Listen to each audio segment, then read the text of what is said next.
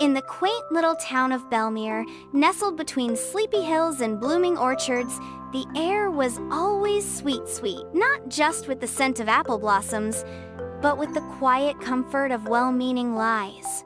"Your pie is the best I've ever had," said neighbors to Mildred, even when the crust was like concrete. "That haircut suits you so much," teens would chirp to each other, hiding giggles behind their phones. In Belmere, white lies were the glue of peace, the sugar coating on everyday interactions. No one meant harm by them, they were the town's invisible etiquette.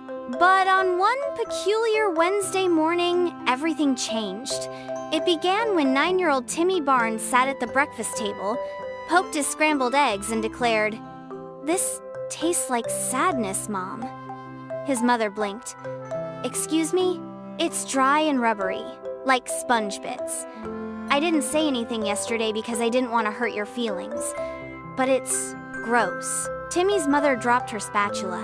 Across town, barista Chloe handed a latte to Mr. Henderson, the retired librarian. "Thanks, Chloe. You always make it just the way He paused. His smile twitched. "Actually, it's always a little burnt. I just say I like it because I didn't want to discourage you." Chloe stared at the cup, then at Mr. Henderson. "Well, your breath always smells like mothballs and licorice, but I kept that to myself." Silence hung. Then Mr. Henderson chuckled. Chloe laughed too. It was 8:42 a.m. By noon, Belmere was a battlefield of brutal honesty. In City Hall, Mayor Lucinda Dobbins stood behind her podium, preparing to open the monthly council meeting. She cleared her throat. "Before we begin," she said, "I need to admit that I don't actually read any of the policy documents. I mostly skim the headlines and pretend I know what's going on. I'd rather be home watching my soaps." A gasp rippled through the crowd. Councilman Reggie muttered, "Well, I only ran for this position to impress my ex-wife." No one knew why they were speaking like this, but none could stop. It was like some cosmic switch had been flipped, and every filter, every instinct to lie had been disabled. In Belmere Elementary, chaos ruled. "Mrs. Carter," said little Emily with enormous sincerity, "your voice makes my ears feel itchy." Her teacher blinked back tears. "I always wanted to be a painter. I only teach because my father said art was a dead-end career." In the principal's office, confessions poured like rain. "I cheat on every spelling test," said one student. "I don't even know how to spell principal," admitted the secretary. By mid-afternoon, the town's fabric was fraying. Couples sat on park benches in awkward silence. One brave woman, Sharon, finally broke it. "David, I love you, but your laugh makes me want to hide under a table." David nodded solemnly. "I've never liked your lasagna. I always fed it to the dog."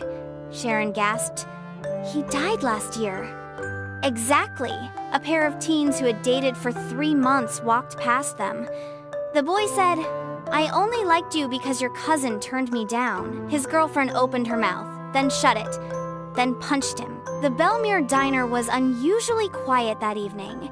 The usual crowd sat picking at meals they now openly admitted they didn't enjoy. Waitresses exchanged blank stares. One finally spoke. "Why are we all telling the truth?"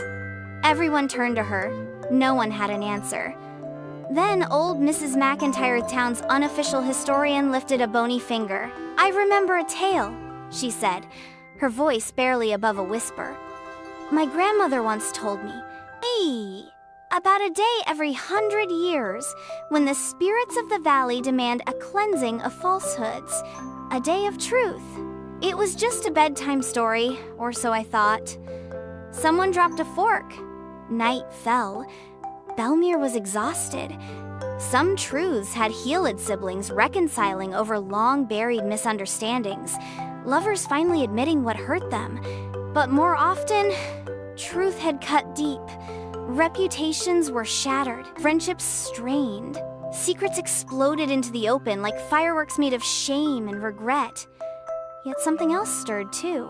At 11, 59 p.m., as the town held its collective breath, something shifted. A mother kissed her son goodnight and said, "You are everything I ever hoped for." And for the first time all day, she knew she wasn't just saying it. She meant it. He looked up and said, "I know." The clock struck midnight. Morning returned. In Belmere, the sun rose golden as ever. Bees buzzed. Birds sang. At breakfast, Timmy poked his eggs again. "They're, good," he said. "Thanks, Mom." His mother raised an eyebrow. "You're lying, aren't you?"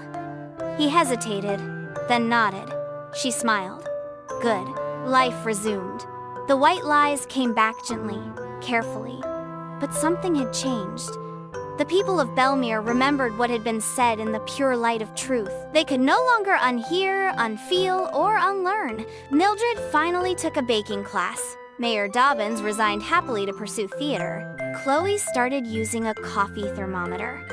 Mr. Henderson started using breath mints, and in a way no one could quite explain, Belmere became a little kinder, because once a truth is spoken, it lingers like perfume in the air, faint but unforgettable. And for at least one day every 100 years, the town was reminded, honesty is terrifying, powerful, and sometimes exactly what we need. The end.